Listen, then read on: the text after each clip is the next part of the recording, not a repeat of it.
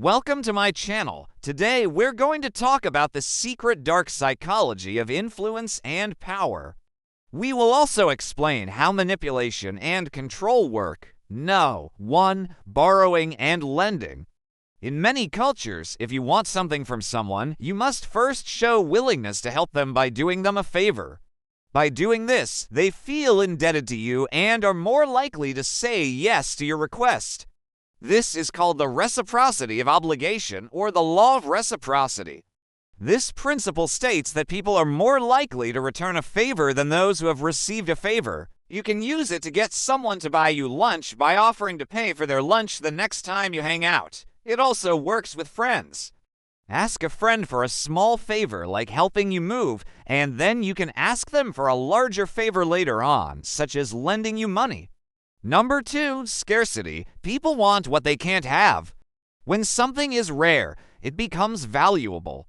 This psychological phenomenon is known as scarcity, and it can be used to increase the perceived value of an item or experience. For example, a limited edition item that is only available for a short period of time is more likely to be seen as valuable and therefore more likely to be purchased.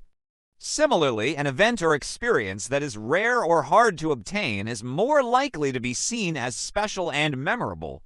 But be careful not to overuse this tactic, because once the scarcity is over, the item or experience will no longer seem so valuable.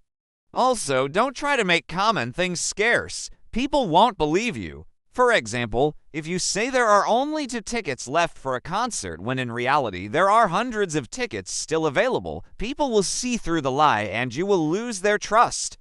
3. Authority. People tend to comply with requests from people they perceive as having higher status or expertise.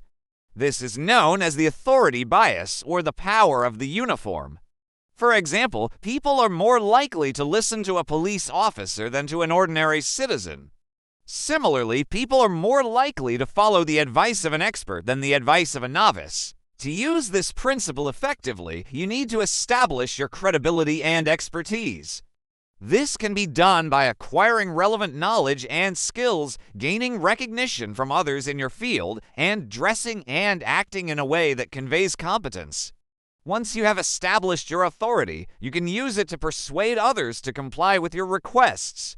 For example, if you are a police officer, you can use your authority to tell someone to pull over their car.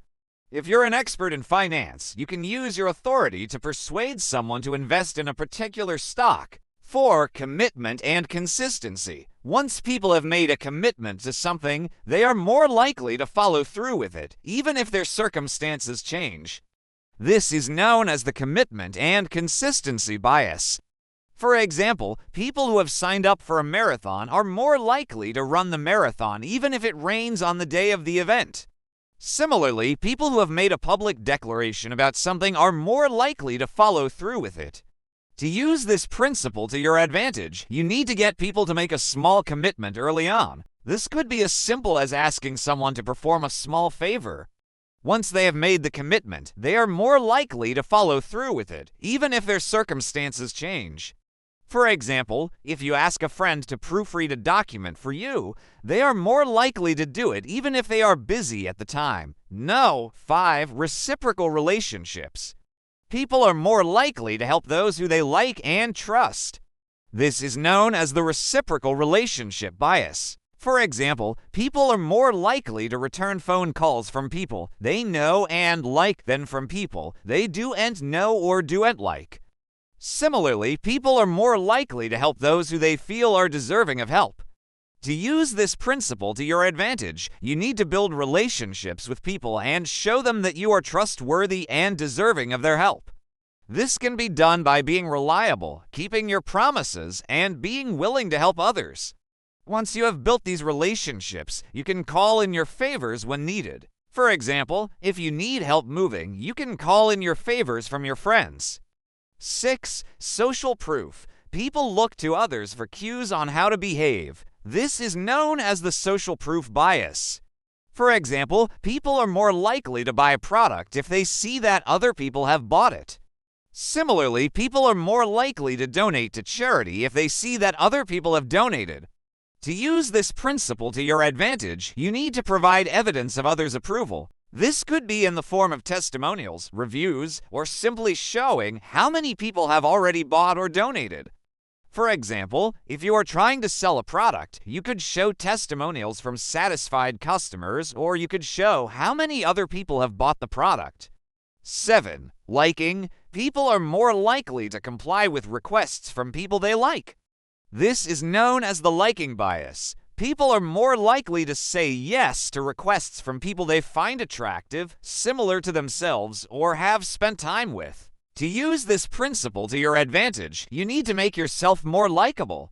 This can be done by improving your appearance, finding common ground with the person you are talking to, and spending time with them before making your request. Once you have established rapport, you can make your request and take advantage of the liking bias. For example, if you are trying to sell a product, you could try to make yourself more likable to the potential customer. If you are asking a friend for a favor, you could try to get them in a good mood before making your request. 8. Framing. People's choices are influenced by how the choices are presented to them.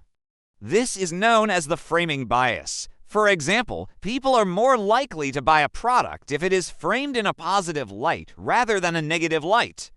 To use this principle to your advantage, you need to frame your requests or offers in a positive light. This could involve using positive language, emphasizing the benefits of your offer, or downplaying the drawbacks. For example, if you are trying to sell a product, you could frame it in a way that emphasizes the benefits and downplays the drawbacks. 9. Door in the face. People are more likely to agree to a small request after they have refused a large request. This is known as the door in the face bias. The large request is the offer and the small request is the alternative. To use this principle to your advantage, you need to start with a large request that you are not really expecting the other person to agree to. Then you make a smaller request that you are actually hoping to get the other person to agree to.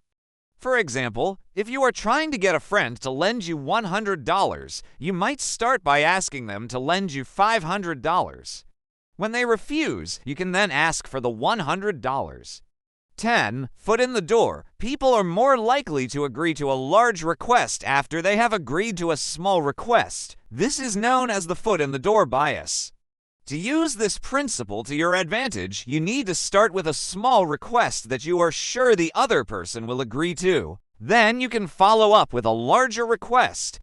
For example, if you are trying to get a friend to volunteer for a cause, you might start by asking them to sign a petition. Once they have agreed to the small request, you can then ask for the larger request. In conclusion, understanding the secret dark psychology of influence and power can help you become a more effective leader and communicator. By using the principles of reciprocation, scarcity, authority, commitment, relationships, social proof, liking, framing, door in the face, and foot in the door, you can persuade others to follow your lead and achieve your goals. However, it is important to use these tactics ethically and responsibly.